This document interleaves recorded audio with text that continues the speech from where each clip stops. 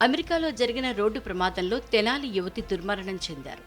బాధిత కుటుంబ సభ్యుల వివరాల ప్రకారం గుంటూరు జిల్లా తెనాలి పట్టణం ఐతానగర్లో ఉంటున్న దేవాదాయ శాఖ ఉద్యోగి జెట్టి శ్రీనివాసరావు, నాగమణి దంపతులకు కుమారుడు, కుమార్తె ఉన్నారు. కుమార్తె హారిక గత ఏడాది పశువైద్యురాలిగా పట్టా అందుకున్నారు. అనంతరం అమెరికాలో పశువైద్య విభాగంలో ఎంఎస్ చేసి అక్కడి పాడి రైతులకు మెరుగైన సేవలు అందించాలన్న ఆలోచనతో గత ఆగస్టులో అక్కడికి వెళ్లారు. యూనివర్సిటీ ఆఫ్ సెంట్రల్ ఒక్లహామాలో ఎంఎస్ చేస్తున్నారు. ఈ క్రమంలో రోజు మాదిరిగానే భారత కాలమానం ప్రకారం ఆదివారం ఉదయం ఆమె తన విధులు ముగించుకుని తోటివారితో కలిసి కారులో ఇంటికి బయలుదేరింది. అందులో మొత్తం 5గురున్నారు. హారిక వెనక సీట్లో కూర్చున్నారు. వీరి వాహనం వెళ్తున్న ప్రధాన దారిలో ద్విచక్ర వాహనదారు ఒక్కసారిగా కింద పడటంతో కారును వెంటనే నిలిపేశారు. దాంతో వెనక నుంచి ఒకదాని వెంట మరొకటి మొత్తం 3 వాహనాలు హారిక కారును ఢీకొన్నాయి.